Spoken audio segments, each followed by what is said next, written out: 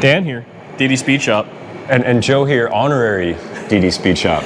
So we're in the museum. Museum of American Speed. So they've given us, it's after hours. We have like VIP. I can't thank you guys enough. Everybody behind the camera and everything like that too. We're gonna walk around this thing. We have no real rhyme or reason. The problem is we figured out me and Joe can really get distracted and just talk hot rods, and it's boring for everybody else. But hopefully the people watching will understand it. But this museum is giant. I was here 2 years ago, and I got a quick tour, and I immediately, that's all I talked about to Danny when I got back. I was like, we gotta come back, we're gonna go. And now we have a little bit more time, and I think we're just gonna, the problem is every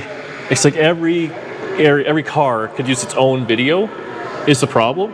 Every car in here is a story, and it's like an amazing story. Every engine, like they're all stories. So we gotta pick a few.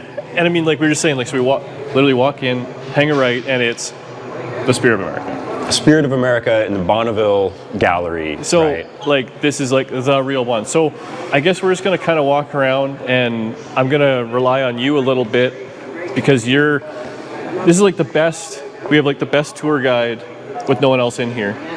Like, we're so lucky. So, like, and you're like the most knowledgeable guy. All this so stuff, there are the museum staff over here, like those are the guys who know like every story, every engine. Yeah. They're crazy. I just come over here whenever they open the doors for me. Let's just, I think the TV's fine. Okay, yes. Oh. Let's go over. So this thing caught my attention from the door. This like hot rod dealio. So there's a shop in Bennington, which is just outside Omaha, which you know is an hour away from here, called Cal Automotive Creations, and they have built Riddler winners, high zoot show cars, and they built this for a customer and run it at Bonneville. World's fastest, whatever year Chevy it is, and this thing is just nuts. And it's like the finish on it. It's like a high-end hot rod. Yeah. But it's a Troy Trepanier built the Blowfish. This is kind of their version of that. It's just so. Kind of reminds me of the Batmobile. It is. This looks like it's fast. Is faster than the Batmobile. But there's so many, like every little thing here, you can look at all these things.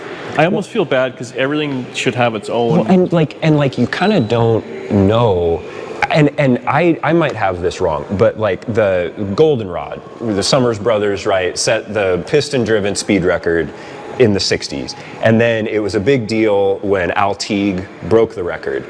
And then this car, if I am correct, is the car that broke Al Teague's record. For a time, fastest piston-driven car. Yeah. Right.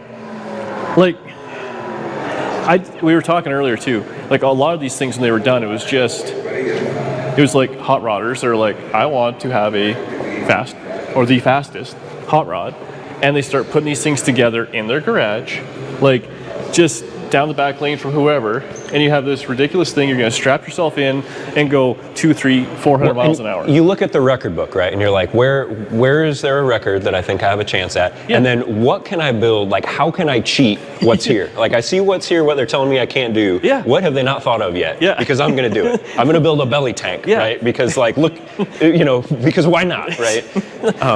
Well, and then you get, and these guys, they do it for like the sticker and the hat.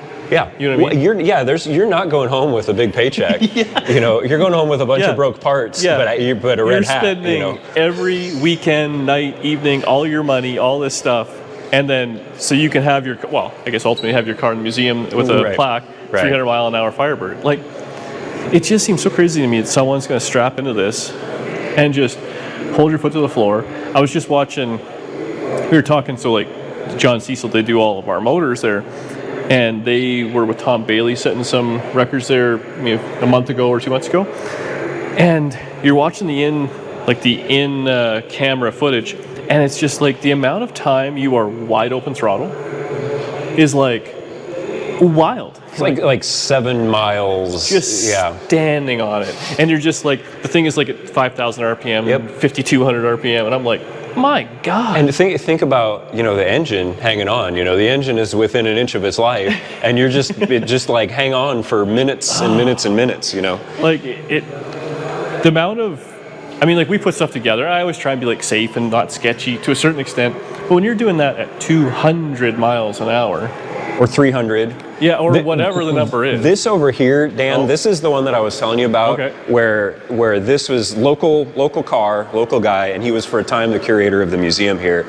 And he and his buddy went to Bonneville on the crew with Don Garlitz, actually ran a Streamliner, like maybe it was just 1 year. And he went and crewed with Don Garlitz. And then on the truck ride back home, he and his buddy, who was also an engineer, were like, I'll bet we can do better.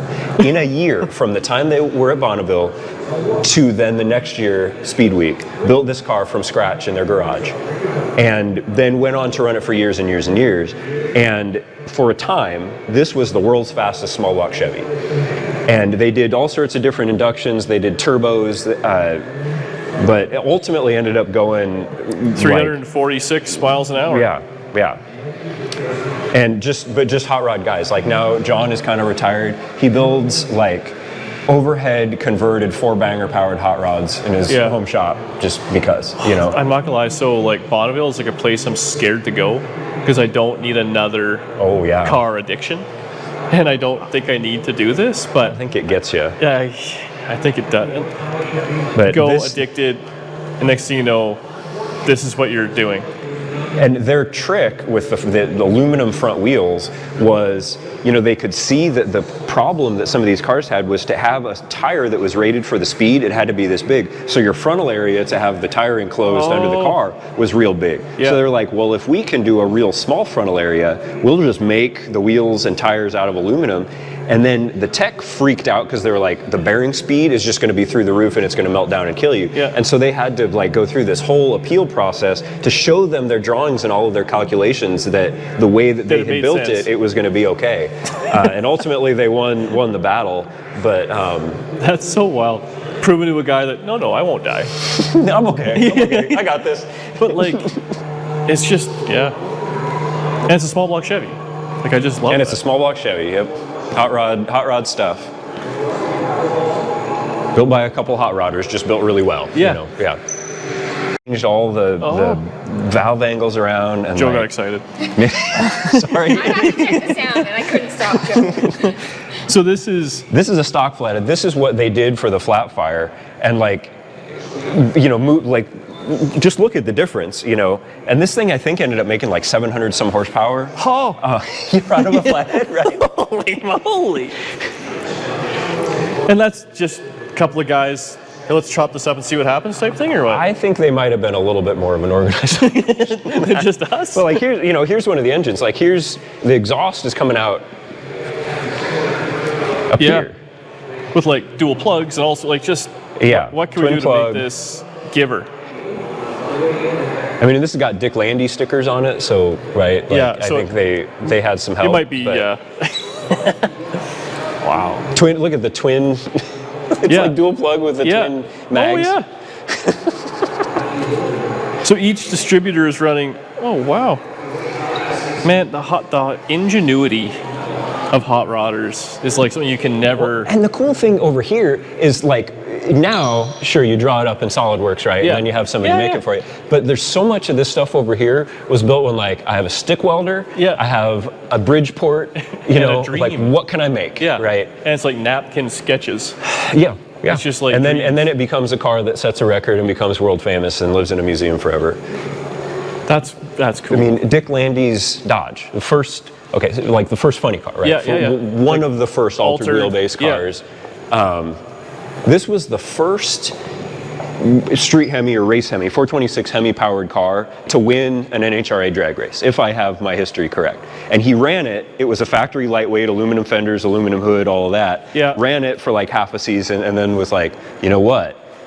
Moved the axle forward, put a straight axle under it from like a Dodge van or something. But it still fit the rules, the stock class rules, because it was the front axle carried a Chrysler part number. So he could get away doing the straight axle, and then of course things got out of hand from there. That's what I love. Like, but you said, like, hot rodding is like cheating until you get caught, or until they change. Until they rewrite the rule book around you, and then like how awesome. And then you have to go back to the drawing board. I feel like that's just good for life. Right?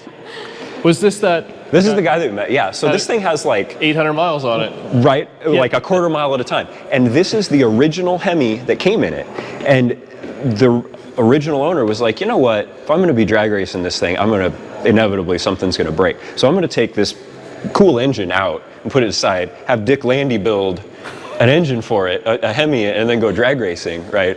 And so this thing is just like, this is all original. So that's what this thing, so this thing was just, he bought it to drag race right from... I think so, yeah. Because they said 800 miles on it or something like that.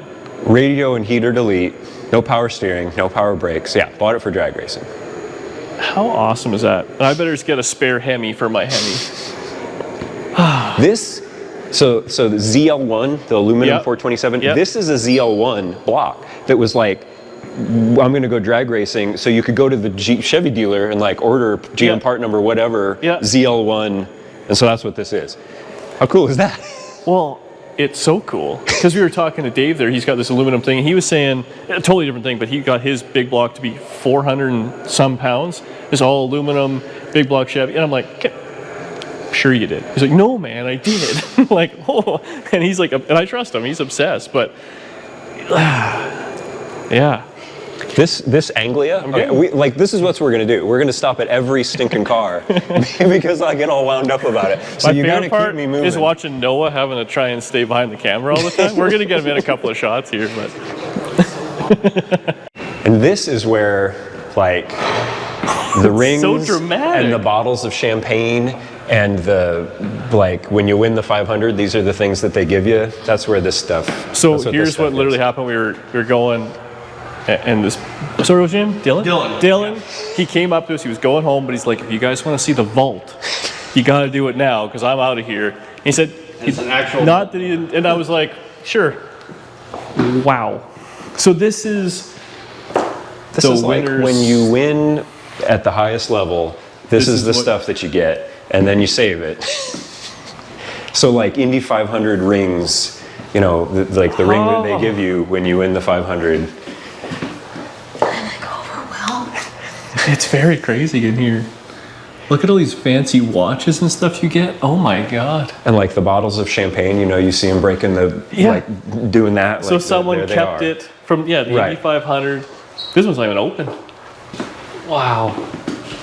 You know, and it's so funny, like you work so hard to get this little piece of engraved, millions and millions of dollars and time and all that. Oh, and all the checkered flags. Wow. That's crazy. Holy moly. Look at this Indianapolis 500 7-Ups from 1978.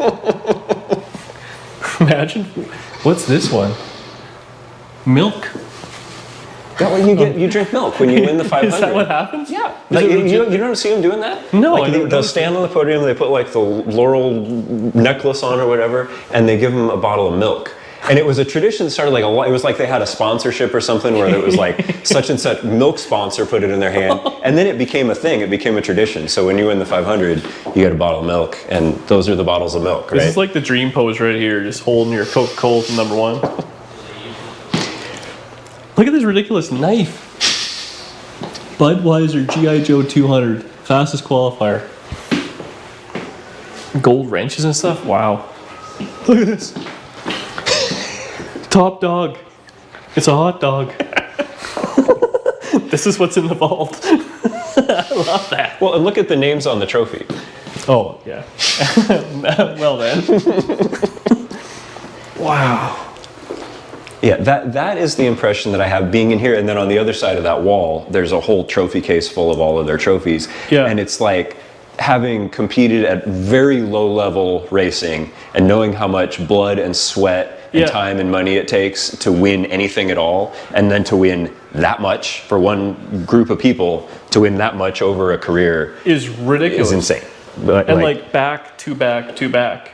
When you know people, like when you win 1 year and then a second year, but the third year, people are gunning for you at all costs. They don't want you to win again. You win the Indy 500, you're like a legend, right? One time, you know, and then you do it twice, or 3 times, or 4 times. Yeah. Okay, so we're in like this kind of open wheel IndyCar-ish area, which is cool. Oh no, don't. Yeah, so like you go that way. Man, these non-talent people, they're hard to deal with. So this is kind of, me and Joe were talking about it. This isn't my deal as much, but if it's yours, it's very cool, and there's all sorts of stuff, and you can check anything you want out. But then Joe was just getting into it before Danny made us stop to So film. Mickey Thompson, right? Like you could say the greatest hot rodder of all time, ran everywhere, and he ran Indy with this car. And the idea, and I don't know as much about this car as I should, but like this fuel cell here is like integral in the chassis. So it's like the chassis is the fuel cell, and the fuel chassis cell was is a the 12-inch diameter titanium tube. Titanium, right?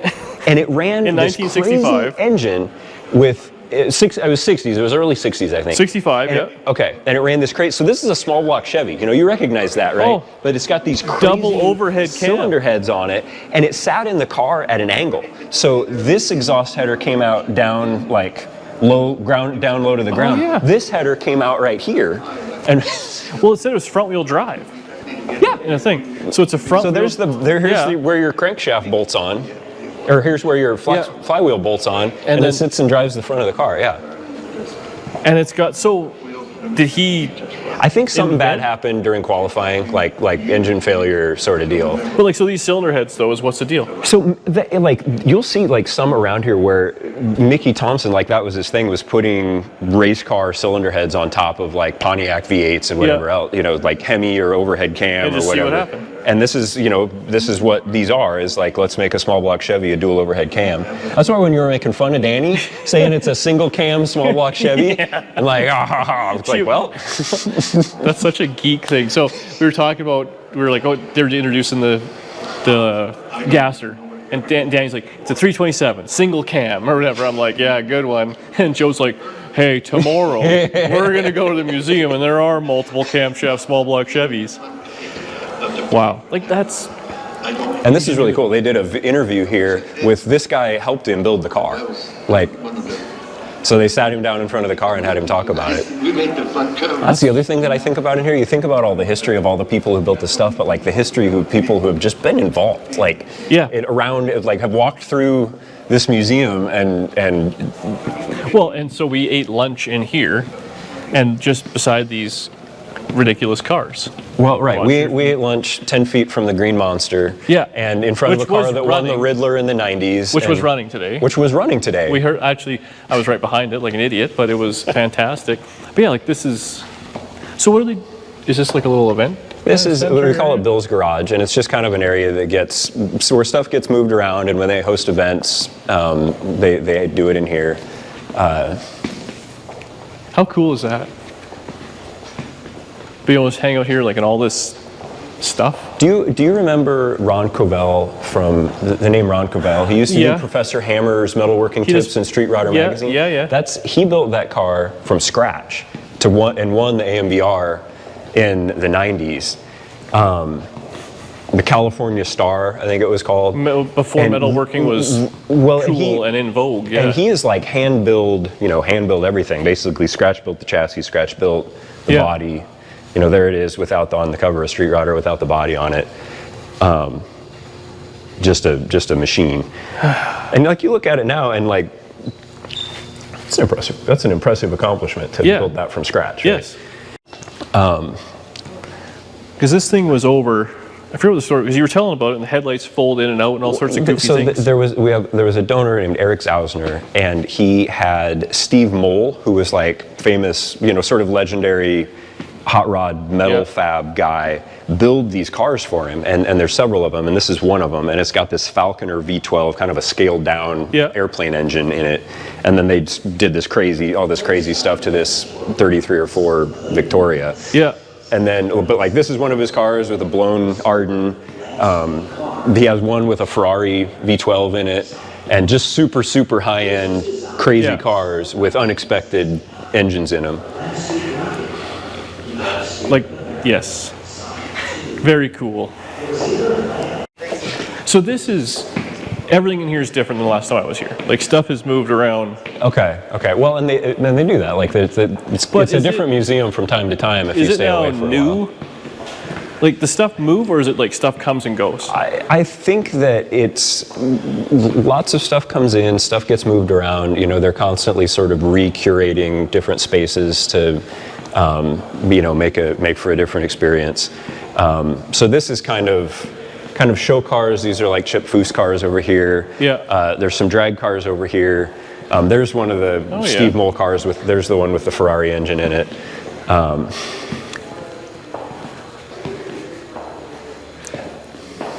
Oh, this is wild. Aerosport Roadster. Wow. There's so much stuff to look at. You need like a couple of days.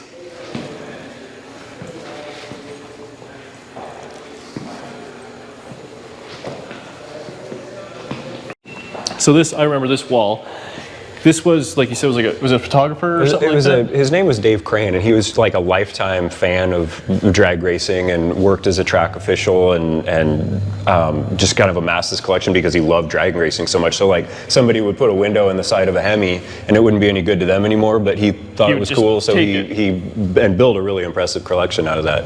And that's all these things. That's what all of these, and you know, you have like a Horn Olds intake, which they didn't make many of, and you know, he just ended up accumulating all of this really kind of rare. became the guy that they would just And I think he drove some cars. I think that this car he built for himself. This T altered. Okay. Yeah. But this was just like his home kind of collection type thing. Yeah, pretty much. And then it just was like a wild amount of stuff, and you're like, well, let's make a little spot for it. Like, how cool is that? Yeah.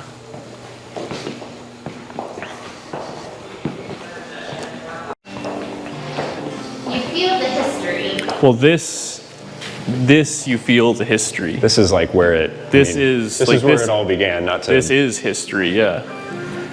Like, this is. I was born in 1921. Well, let's just sit here and watch the video there. But this is like the deal. This is like a real hot rod type thing. And this is pre-war. You know, he built this before. You know, you hear Ed talk about it, and he talks about this was before there was Hot Rod Magazine. We couldn't just open up the pages and see how to do it. Yeah. We had to like figure it out ourselves. You know. Yeah. No, that's. And the fact that this can be here, like on display with like the original tires on it, that you can actually like get this close to. This is kind of crazy wild. And that's John's car there. He's all proud of that. Where's John's car? It says Oh, Iski yeah. Racing Cams. In different parts of town, and if you want to see a lot of them, But this is cool just to look at. Dry Lake several times a year, 100 miles from Los Angeles. I like when you listen to all his videos, he talks about stuff. My goal is to sell, 10 cams a day. And I did it. And it was 12. And it's just like, so, like, simple, makes sense. Well, if I can sell 10, I'm making a living. And like, yeah. In our neighborhood, lucky they were This has got to be one of the coolest cars in the museum by far, eh? Like, influential, or you want to call it, like. This is one of my favorites. Yeah. But there's kind of something for everybody. So like if you ask 10 guys what their favorite car, like you're gonna get 10 different answers, But it's almost like this museum wouldn't exist if this didn't start, kind of thing, like that was the guy. Right, like the family tree of hot rodding, like that's pretty near the roots. Yeah. Wow. Yeah, there's just so much. There's so much, and then like this is the like the Red Baron, the show rods. Yeah. Like this was kind of its little own niche thing for a while there, right? Like, look at this stuff. Where is the? Oh yeah, there it is. The Red Baron. Like this thing. Like this is Hot Wheels. Yeah, like you think we're driving a Hot Wheels car. This is hot. Man, Danny's on like double duty, taking pictures, making reels. But like, how cool is that?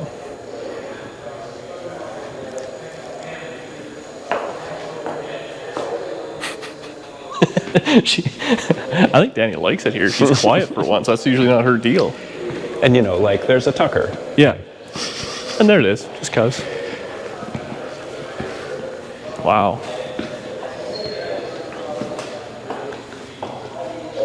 Wow. Starboard on the map.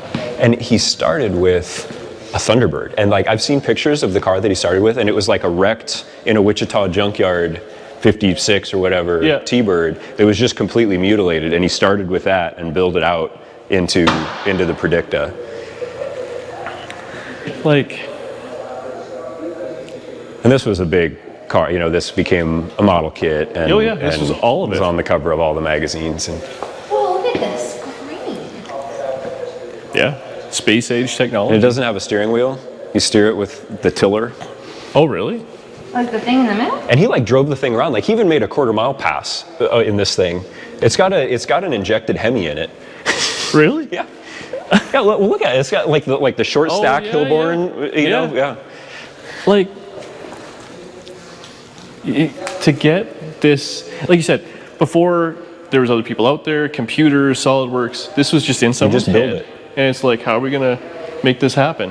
And then just, I always wonder, like, these cars, is this what he had in his head to start with, or is this what he ended with? You know what I mean? I think it depends on the builder, right? Like I think that like you hear all the stories about Roth, you know, kind of having happy accidents where like this is just what we're going with now, you know.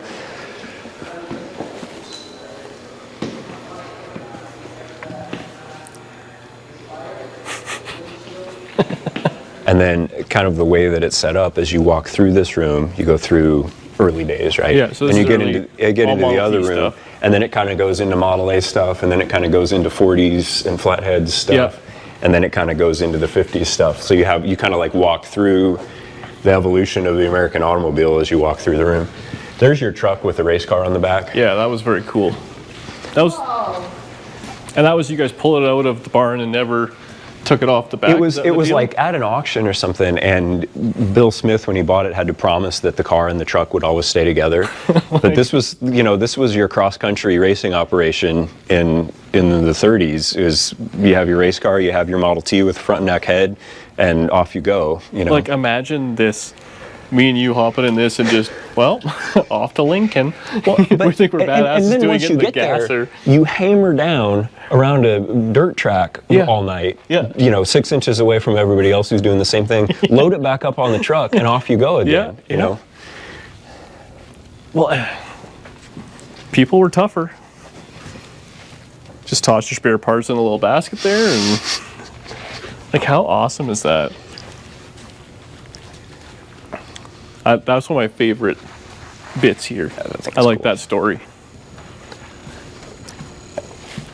I mean, yeah. Wow. And this is all like just hot rod, you know, stuff. People are figuring it out.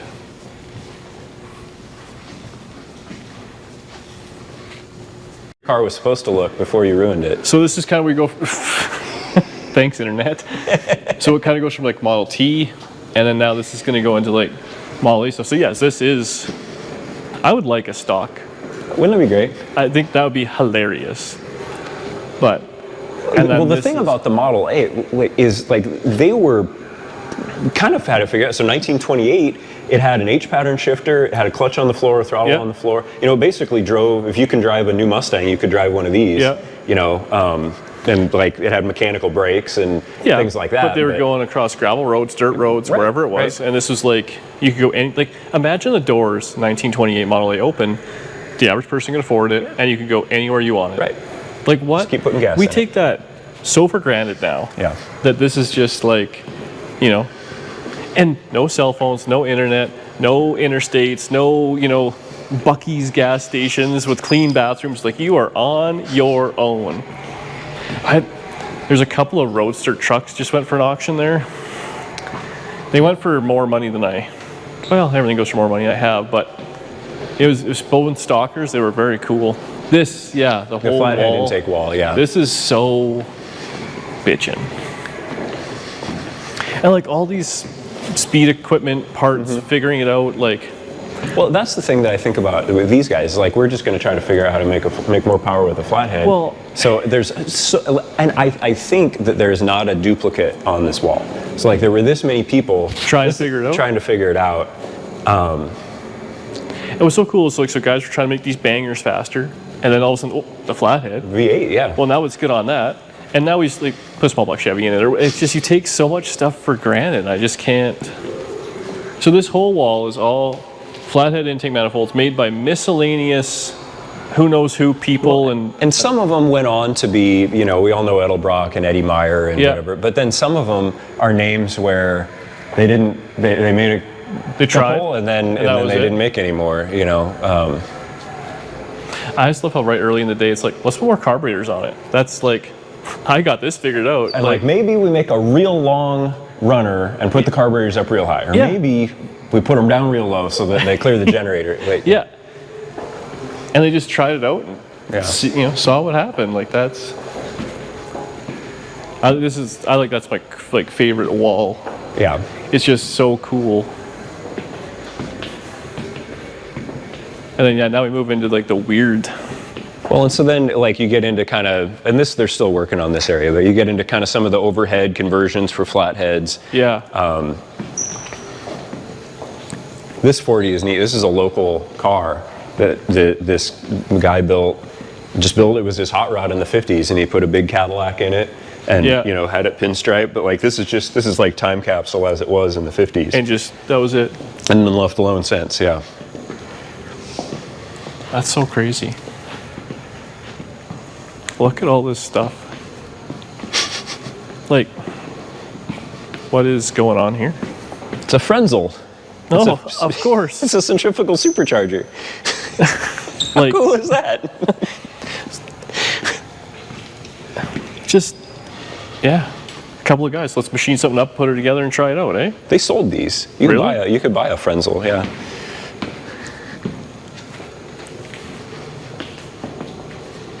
Wow.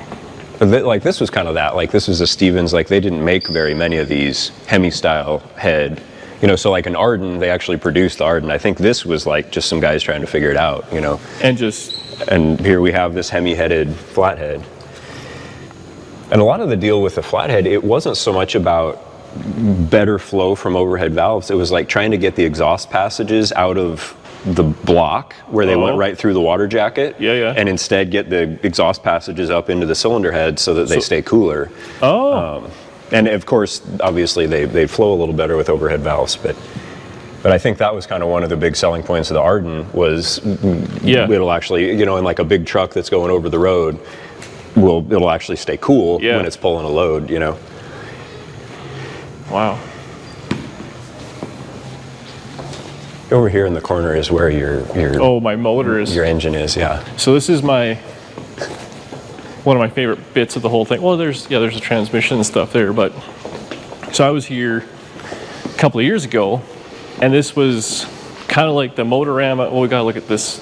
2 small block Chevys joined together too is very cool, but there's a lot of very cool things here. This thing must get I always see this. Yeah, a lot of this people thing love gets this all thing. the attention. So it's literally cool. 2 small block Chevys jammed together. So it's a V16. We need one. Well, so what was the deal? Who made this? How? Like, I don't know the full history of that. I think they made a couple of them. I think one of them is in a T-bucket, and I think this one then is in the museum. Here we go. There you go. There's your history. Custom built V16, 2 small block Chevys combined. It's made in Long Island, New York. The other engine is in a T-bucket. Who'd have thought? You really know what you're doing there, eh? Look at this. Here's another small block Chevy. This was like, here's another guy in his garage. I'm going to make my small block and overhead. That's built in his garage. Like, that's so cool. Let's figure it out. Yeah. That's so wild, man. People that just want to figure it out. All right, so there's your, we can't go back in the car, but there's your Motorama displays. So this is, from 55. So this was... Ooh, pretty. The idea was, it says right there, the original 1955 GM Motorama displays. So that's lavendery kind of color. So that's your small block transmission, the straight 6.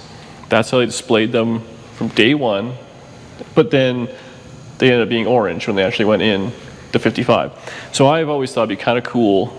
And one of these days I'm going to have to figure out what that color is, or maybe you'll have to help me out. But I'd like to put that color of motor in 55 Chevy.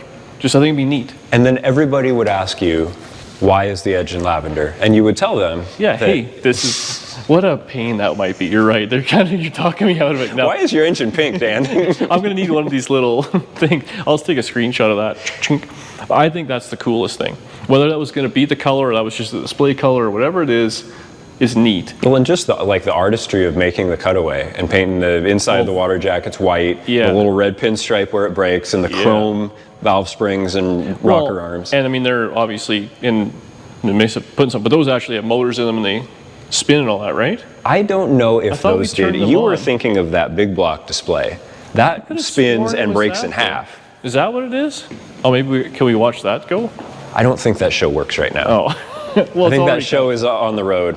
But this thing, this thing is configured to where it breaks in half and spins, and then it the front of the engine spins around and then comes back around and rejoins itself. What a cool time, eh? And I think that this was also hey, we have this new engine in 1965. Yeah. And it's a 396, and so here's our display to show you the world what it looks like. But that is, I mean, that's one of my favorite things. I mean, that's 1955 small block Chevy. That's like another hot rod. That's a date. That's a thing. Where yeah. How many small block Chevys have gone on to do really amazing things since then, you know? Well, and I know they're kind of it's almost like they're so old and they're new again now. Small block Chevy, everyone's done everything else and this and that. It's almost a vintage engine now. Well, they haven't made, if you count an LT1 as an old school small block Chevy, they haven't made them since 96. Eight? Well, I guess they were in trucks later, but late 90s, right? They haven't made them since the late 90s. Well, that's just it. Yeah. No. It's a 25-year-old engine now. But even that, you start looking at, and even now, those ones were fuel injected and blah, blah, blah, all those things. Whereas now we're, 2 carburetors, distributor, all these little things, they're it's old. People don't get it. Wow. So we didn't cover the whole museum. We've been doing a lot. There's so much here to see. I firmly encourage anyone to come out here. It's just fantastic. So we're kind of on our way out. We're actually going to go check out this machine shop, and we're walking by. So this is the 5 millionth Model T, and this is the 10 millionth. But the 10 millionth in 1924, Joe was just saying it went coast to coast as a stunt type thing. Then they did it again in 74, 99, and then the museum staff just did it in 2024. So it has its little side skirt here of 24, 74, and then they redid it. So 100 years later, the 10 millionth car went coast to coast, and imagine that's just this Model T has more miles on it than your Toyota Camry does, you know. And it's 1924, and they said they broke down along the way, fixed it, carried on, did what they had to do. How many employees did it? 2 guys, 4 guys? It was several. Was there a crew that kind of followed them? I think so.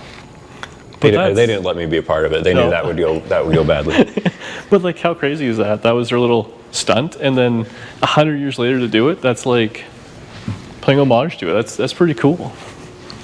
So I think we're going to kind of walk our way out of here. If there's something else we see, we might check it out. Again, I highly recommend coming down. You can spend every weekend here for a year and still not see it all. There's just so much cool stuff. But where are you going? Or you find something else yourself?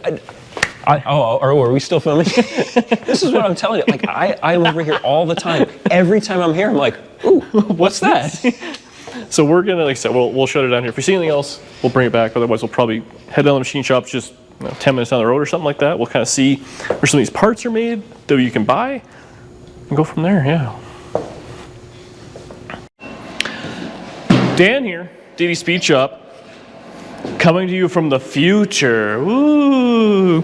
So as it turns out, we were going to end this video off by going to the machine shop, and Dave ended up giving us such a crazy tour that we decided to make that its entire video because it was awesome. But I think we're ending it here. The script reads, "Thank you, Joe from Speedway Motors, for allowing us all your time in the museum." Anyways, that's it for us. Leave a comment below, and I recommend going to see that museum. It's a lot of fun. It's kind of Central America, Middle America stuff, so you can drive there in a lot of ways. Hey, if we drove whatever it was 26 hours to get there, what's your excuse? Get in there, enjoy it. Those guys are keeping the hobby alive, and you can just tell everyone has the passion for it. So if you want to get your hot rod or battery recharged, go there. I think Danny gave me that was a pretty good ad lib. Thanks for watching. See you on the next one.